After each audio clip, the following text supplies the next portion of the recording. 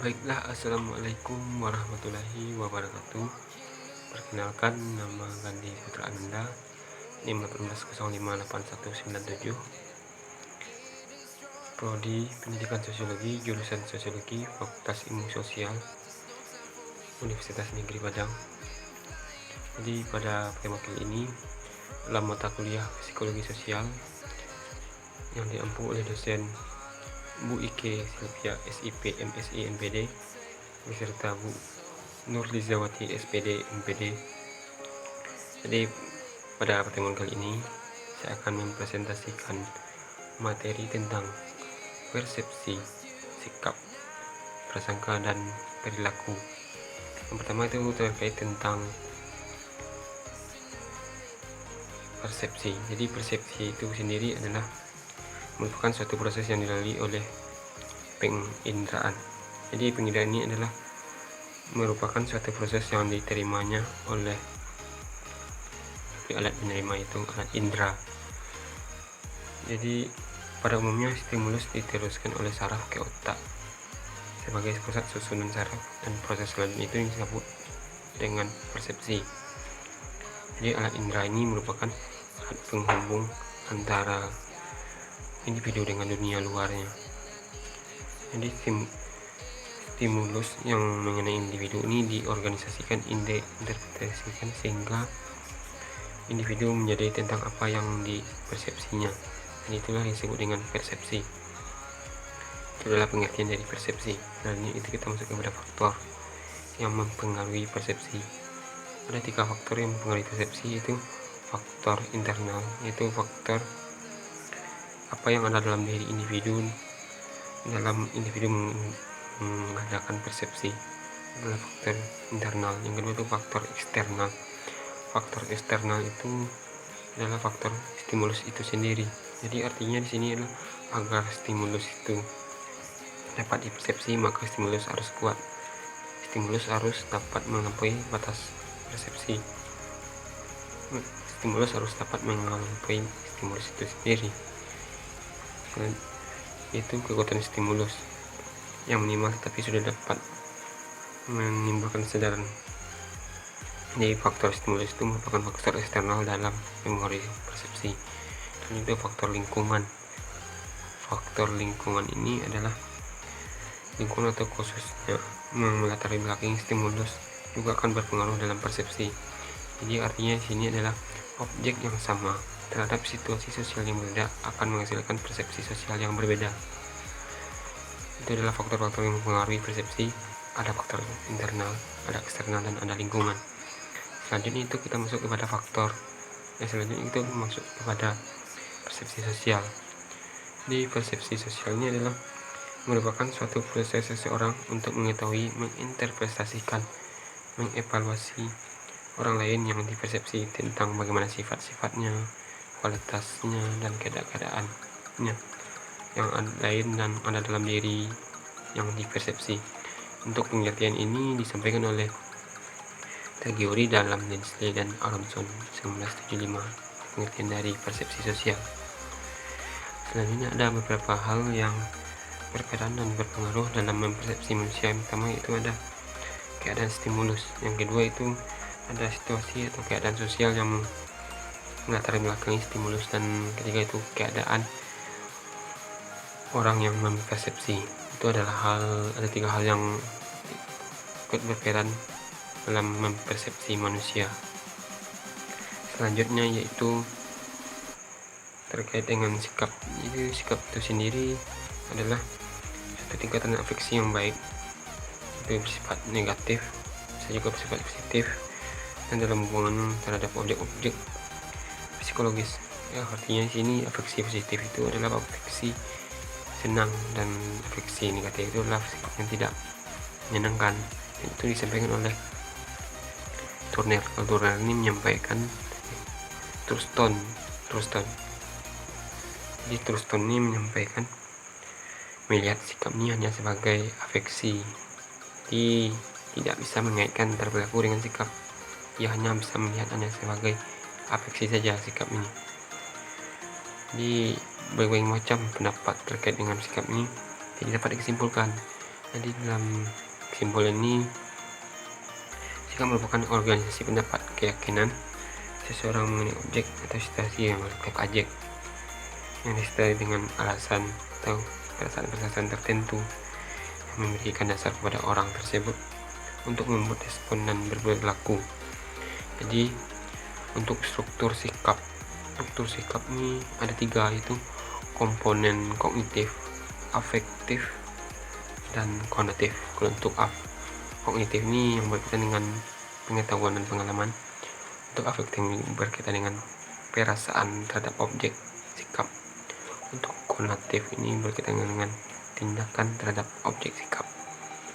Itu ada 3 struktur sikap, ada 3 komponennya: kognitif, afektif, dan konatif.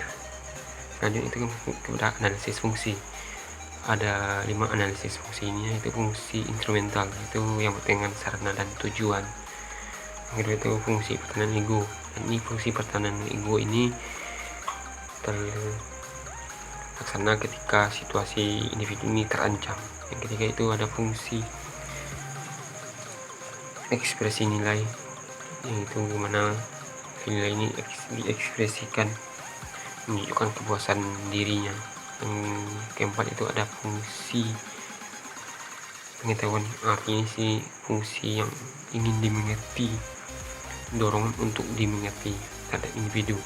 Ada 4 fungsi, analisis fungsi: instrumental, pertahanan ego, ekspresi nilai, dan fungsi pengetahuan. Untuk determinan sikap itu, ini ada beberapa hal yang dianggap penting dalam menjadi determinan sikap ini, yaitu faktor fisiologis, ada faktor pengalaman langsung terhadap objek sikap, ada faktor kerangka acuan dan komunikasi sosial. Ada 4 yang menjadi faktor terhadap determinan sikap ini: psikologis dan pengalaman langsung terhadap objek sikap, komunikasi sosial, dan kerangka acuan. Selanjutnya itu tentang ciri-ciri sikap ini. Pertama itu ciri-ciri sikap ini tidak dibawa sejak lahir. Kedua itu ciri-ciri sikap ini jelas hubungannya ada dengan objek sikap. Kemudian sikap ini terjadi pada satu objek sikap, tapi juga tertuju dalam sekumpulan objek-objek sikap. Dan itu ada sikap ini mengandung faktor perasaan dan motivasi, dan tentunya sikap ini berlangsung, ada yang lama, ada yang sebentar. Itu adalah ciri-ciri sikap. Ada 5 tadi. Selanjutnya kita masuk kepada bagaimana sikap ini terbentuk.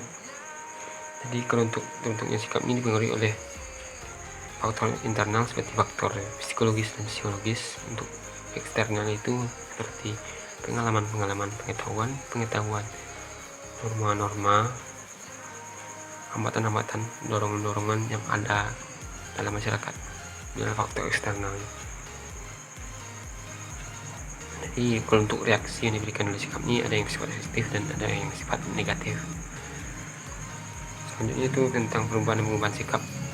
Jadi sikap ini ada faktor-faktornya, itu faktor individu, itu faktor dalam. Kalau untuk faktor luarnya itu hal-hal yang berkaitan di luar individu. Itu untuk perubahan sikap. Ada teori terhadap perubahan sikap ini, ada 2 teori di sini. Teori Rosenberg yang menekankan bahwa ada komponen kognitif dan afektif, hubungan komponen afektif dan kognitif. Jadi itu menurut teori Rosenberg. Sedangkan untuk teori selanjutnya itu teori Festinger. Teori Festinger ini menyampaikan itu sikap dikaitkan dengan perilaku yang nyata. Artinya di sini itu konsistensi sikap terhadap satu dengan yang lain, jadi konsisten. Itu dalam teori Festinger. Selanjutnya itu pengubahan sikap yang langsung. Jadi pengubahan sikap yang langsung ini itu ada 3, yaitu orang yang memberi seperti komunikator, orang yang menerima komunikan, dan tentunya ada isi yang disampaikan. Ini 3 pengubahan sikap secara langsung. Selanjutnya itu prasangka. Jadi prasangka ini adalah evaluasi kelompok atau seseorang mendasarkan diri pada keanggotaan orang tersebut menjadi anggotanya.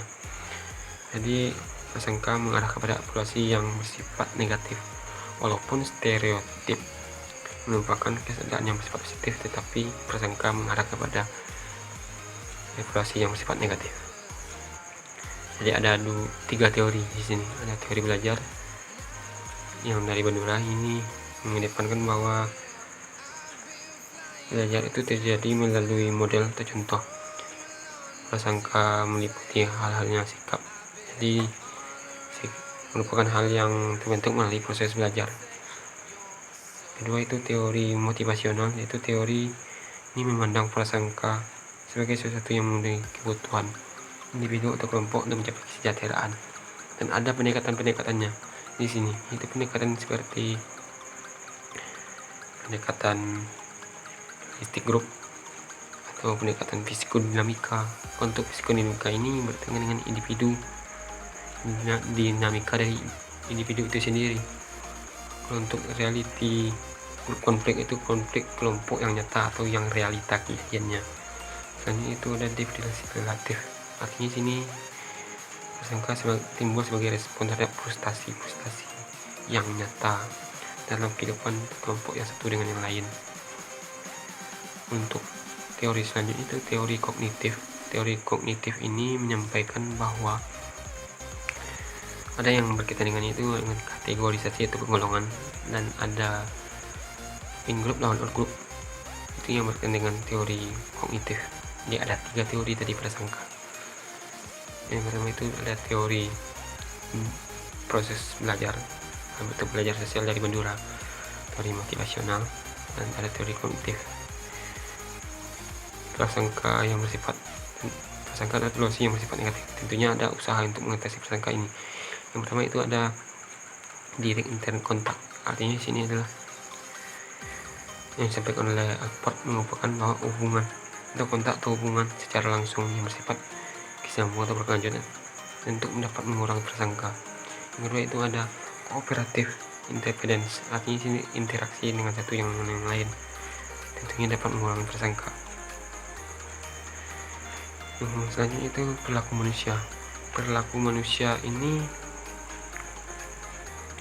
muncul sebagai akibat adanya interaksi antara stimulus dengan organisme. Jadi seperti yang dikemukakan oleh Bandura mengenai suatu formulasi mengenai perilaku, dan dapat memberikan informasi bagaimana peran perilaku itu terhadap lingkungan dan terhadap individu atau organisme yang bersangkutan. Jadi artinya di sini perilaku, lingkungan, dan individu. Jadi itu adalah satu kesatuan, saling berinteraksi satu dengan yang lain. Perilaku mempengaruhi lingkungan, perilaku mempengaruhi individu. Begitu sebaliknya, lingkungan mempengaruhi individu, lingkungan mempengaruhi perilaku. Begitu sebaliknya, individu mempengaruhi lingkungan, individu mempengaruhi lingkungan dan perilaku.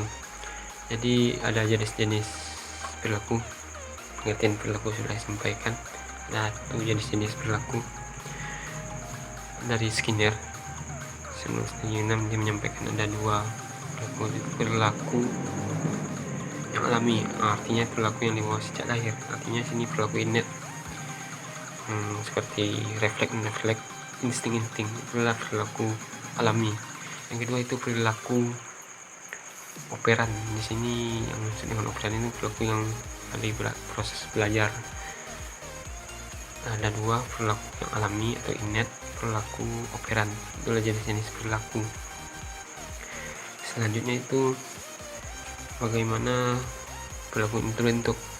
Pertama itu melalui pengkondisian atau kebiasaan. Seperti sebelum pergi ke sekolah itu kita harus salim kepada orang tua atau cium tangan orang tua sebelum pergi ke sekolah. Dan juga seperti membaca salam sebelum masuk atau keluar rumah atau ke tempat-tempat tertentu, atau berdoa sebelum makan dan setelah makan. Itu adalah suatu kebiasaan bentuknya perilaku. Dan cara membentuk perilaku selanjutnya itu ada seperti pengertian. Jadi sini pengertiannya dari belajar kognitif. pengetahuan sehingga bisa untuk berlaku. Selanjutnya itu dengan cara model atau contoh. Jadi untuk model contoh ini dari teori belajar sosial yang disampaikan oleh Bandura ini dalam 1977. Jadi ada 3 bentuk perilaku ini. Pertama itu kondisi atau kebiasaan, yang kedua dari teori kognitif untuk dimengerti atau pengertian, yang ketiga itu teori itu menggunakan model yang disampaikan teori belajar sosial dari Bandura. Selanjutnya itu ada beberapa teori yang berkaitan dengan perilaku. Yang pertama itu teori insting disampaikan oleh McDougall. McDougall ini menyampaikan bahwa insting merupakan perilaku yang innate, yaitu perilaku yang bawaan dan mengalami perubahan karena pengalaman. Itu adalah perilaku bawaan yang mengalami perubahan karena pengalaman. Itu teori insting dari McDougall. Selanjutnya itu teori dorongan dari Hull yang titik tolak. Teori ini titik tolaknya itu pada organisme yang punya dorongan tertentu. Jadi dorongan ini berkaitan dengan kebutuhan organisme tertentu.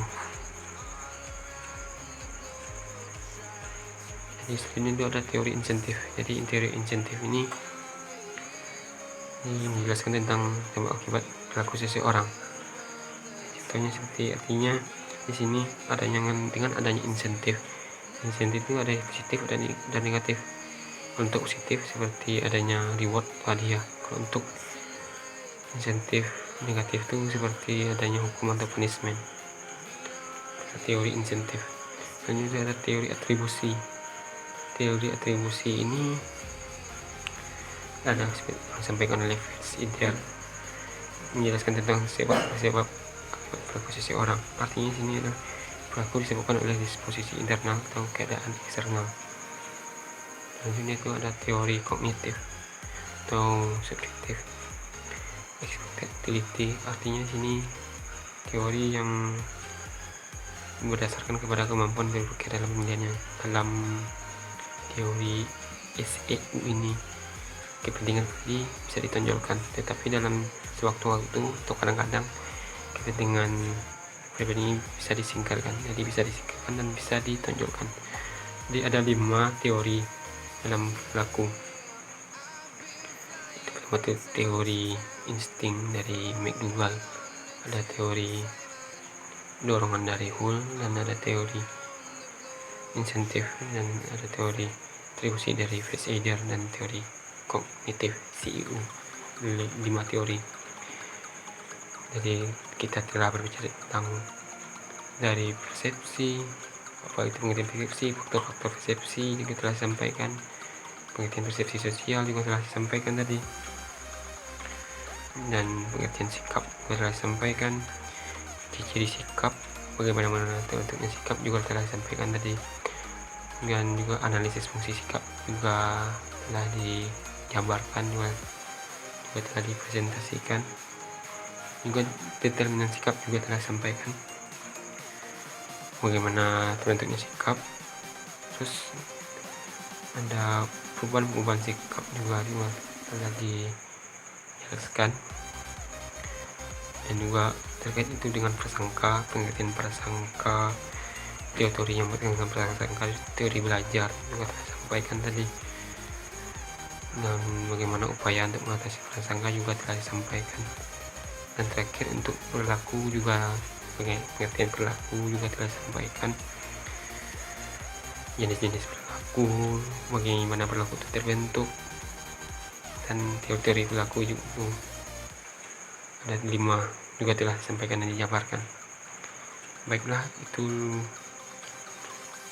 presentasi yang dapat sampaikan terkait materi persepsi sosial, sikap, prasangka, dan perilaku manusia dalam psikologi sosial.